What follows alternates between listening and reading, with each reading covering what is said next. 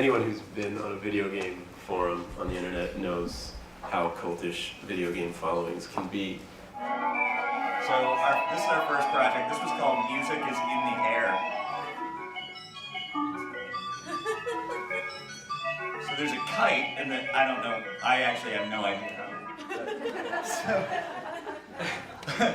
So what it was an installation at Epcot Center where you would stand in sort of a field of lasers and then dance around as crazily as possible and create something that video might not have shown it that well, approximated music.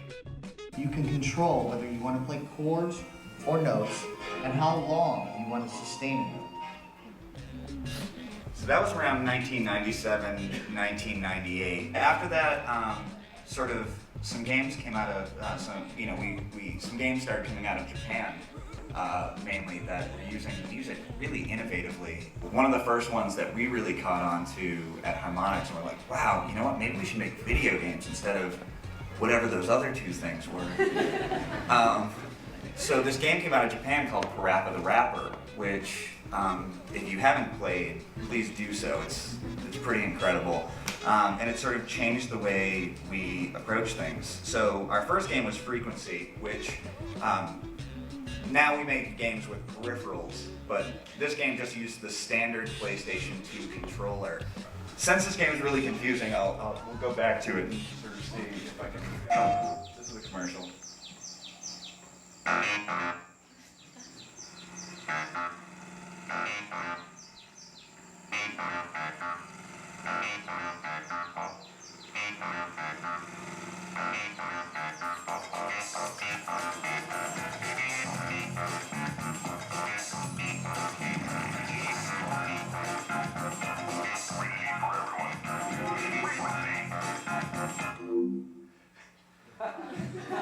So none of these games had done terribly well. We were still very small, probably around 30 to 40 employees. And then we got approached in 2005 to do a game using a guitar controller that would have rock music in it, and we would make the game, the other company would make the hardware, and we're like, that's a terrible idea. That's gonna be expensive, right? No one's gonna buy that. But then we're like, you guys got Jimi Hendrix?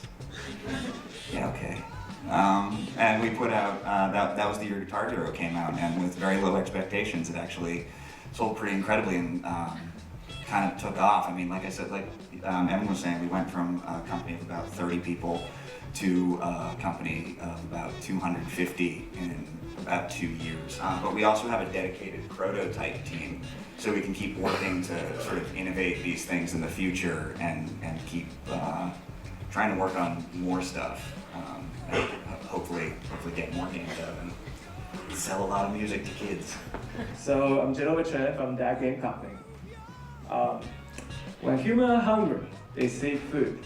Thirsty, they look for water. What if a man needs a certain kind of feeling?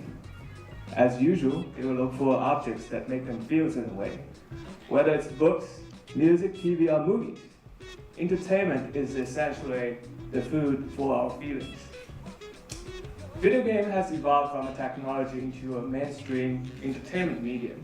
Many has happened in the past 35 years. We've seen great technology advance in 35 years. The game becomes more real, experience becomes more immersive. However, if you look at a lot of games today, compared with the games 20 years ago, the essential experience, the feeling they evoke is the same. We look at movies, which offer a wide variety of genres, which essentially divided by feelings. The feelings in video game as entertainment is very limited in these areas. If you think about all the feelings human can have, this is a very small spectrum. What about other feelings? And that's where that game company comes in. We make games evoke feelings that's not necessarily on the mainstream market, because and also we make these games to appeal to non-gamers. So we have a lot of challenge in terms of coming up with a game that both gamer and non-gamer can play. So that's why we use the dynamic or difficult adjustment to make our game more accessible to people. And that's our philosophy. We believe that diversity means a more healthy and more mature medium. And in order to have video game become a new, I guess, art form or mainstream medium like film or literature, games has to go, wide open and appeal to many different audiences. So I wanted to talk about what kind of dynamics go on in a very big company when you're trying to make a very creative and highly successful game. So what are we talking about? Like what we need from a structure is, first of all, we want everybody in alignment. We also want it to scale well when you come to a large company and a big size team. The second part I want to talk about is like creative exercises to get a large team into alignment. So we have this exercise that we do at EA called Focals, where like if you imagine this blank slide is the entire possible universe of all video games that could ever be made.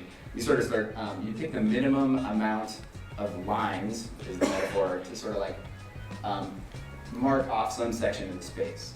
And then what's inside that triangle, inside your focals, is like that's the game you're making. You have to describe it with the minimum amount of identifiers. And so, for example, if your focals were action, stunt driving, and freedom without consequences, and criminal adventure, then the game you might be making is a Grand Theft Auto game. Like those are like the focal maybe of a Grand Theft Auto game. And similarly, you can use this creative exercise and sort of go. You can reverse engineer things. So you might look at a bunch of products that are, cultish, or like they have a very devoted fan base, or they have like tons of longevity, or whatever you feel like are, the quality you're trying to wrest out of something that you find admirable or worthy. And you can sort of deconstruct its focals and figure out what they are, and then reapply them to make something of your own. So, I don't know, for these worlds, it's sort of something like this. And so then you could go on to make your own version. So there's a lot of different art forms and a lot of different creative aspects that go into a video game.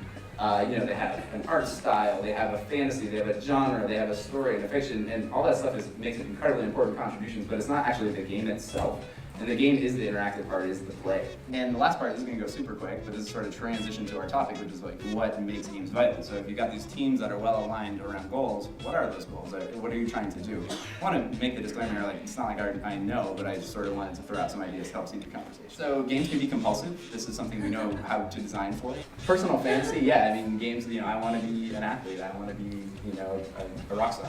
Emotional relevance, or emotional resonance and the relevance to their lives, like these are games that people can like look at and think like, oh yeah, that has something to do with my life. And lastly, the one that says ownership of the experience. And this one I think is really important because it's the thing that games do that other media cannot do. Like someone who plays a game actually is writing the story themselves, not the overall story, but the moment to moment of like what happens in my personal experience in this story. And a lot of games that are, highly vital or cultish or resonant, I think capture, among other qualities, these four qualities pretty well.